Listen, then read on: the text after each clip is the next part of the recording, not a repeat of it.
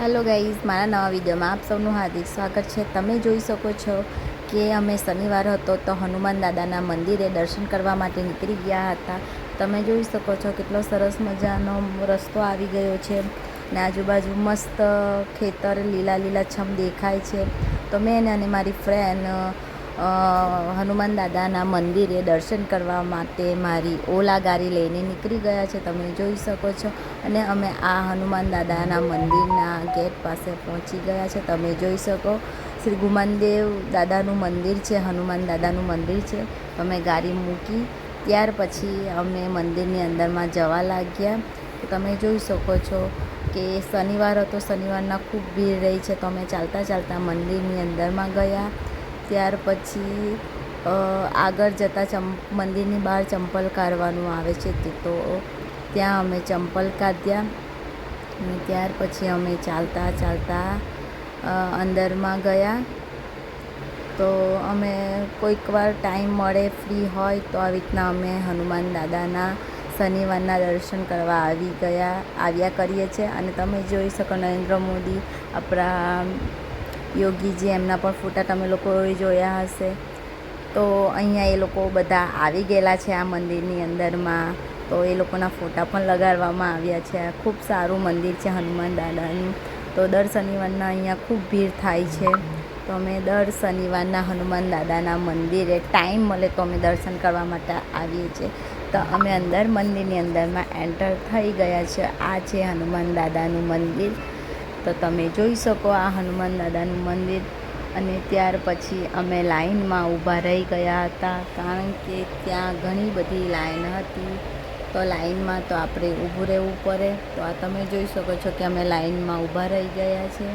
ત્યાર પછી લાઈનમાં ઘણીવાર ઊભા રહીને દર્શન કરવાની રાહ જોઈ। જેવી રીતના નંબર આવે તેમ અમે આગળ વધવા માંડ્યા। ત્યાર પછી લાઈનમાં ઊભા હનુમાન ચાલીસા હતા, તો હનુમાન ચાલીસા વાંચ્યા। પછી હનુમાન દાદા પાસે માયનું જે હનુમાન દાદાને આપે અને અંદરમાં અમે મંદિરની અંદર આવી ગયા। આ હનુમાન દાદાનું મંદિર છે ગુમાનદેવ। અને દર શનિવારના અહીંયા ખૂબ મોટી સંખ્યામાં ભીડ થાય છે। બહુ જૂનું હનુમાન દાદાનું મંદિર છે। તો હનુમાન દાદાના શનિવારના અમે આશીર્વાદ લેવા આવી ગયા હતા। હનુમાન દાદા સૌને સારા આશીર્વાદ આપે, સારી સદબુદ્ધિ આપે ને બધાને હોની મનોકામના પૂર્ણ કરે। ત્યાર પછી હનુમાન દાદાનો ફોટો હતો પાછળની બાજુ, ત્યાં અમે પાછળ પગે લાગ્યા। અને ત્યાર પછી અમે સામે રામ ભગવાનનું મંદિર છે ત્યાં જતા રહ્યા। અને ત્યાર પછી દર્શન કરીને અમને ભૂખ લાગી તો અમે ચણાની દાળ ખાવા લાગ્યા। તો તમે જોઈ શકો છો દર શનિવારના અમે આવ્યો તે કાકા પાસે જ ખાય છે। ત્યાર પછી અમે ત્યાંથી નીકળી ગયા અને રસ્તામાં એક ખૂબ નેચરલ ટાઈપમાં એક મસ્ત મજાના તંબુવાળા, શું કહેવાય એને, હોટલ હતી। તો ત્યાં ખૂબ ભીડ થાય છે। તો પછી ત્યાં અમે મલાઈ રબડી ખાવા માટે મેં અને મારી ફ્રેન્ડ ઊભા રહી ગયા। ત્યાં ખૂબ ભીડ થાય છે। પછી ત્યાં બેસીને અમે લોકોએ રબડી ખાધી અને ત્યાં નેચરલી લીપેલું ગામડા ટાઈપનું હતું, તો ત્યાં અમે ખાધું। ત્યાર પછી મકાઈ ખાવાનું મન થયું, તો પાછા અમે મકાઈ ખાવા પણ ઊભા રહી ગયા। ભૂખ બહુ લાગી હતી, તો પછી અમે મકાઈ લઈ લીધી અને એના ઉપર લીંબુ, મીઠું, મરચું નખાવી અને વરસાદવાળી વાતાવરણ હતું, તો મકાઈ ખાવાની ખૂબ મજા આવે।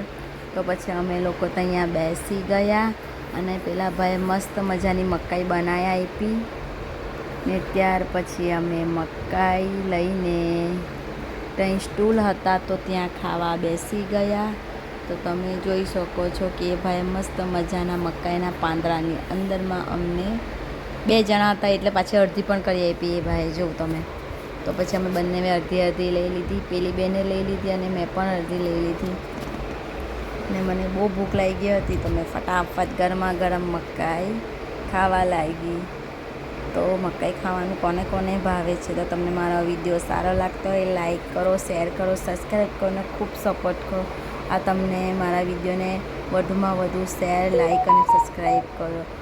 ને મારા વિડીયો સારા લાગતા હોય તો કમેન્ટમાં તમે લોકો મને જણાવજો. Thank you. Bye bye.